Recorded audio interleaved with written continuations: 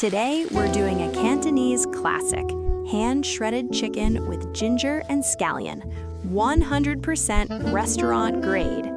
First, grate your ginger, squeeze out all that excess ginger juice.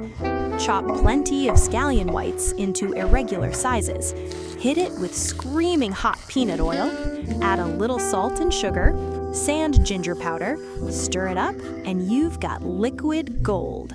Drop the chicken thighs into salted water with ginger and scallion knots. Keep it at a sub-simmer for 10 minutes.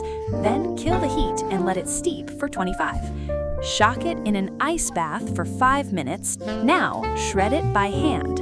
Generously top the shredded meat with the prepared ginger scallion oil and toss to coat. Succulent, aromatic, and absolutely fire. Enjoy!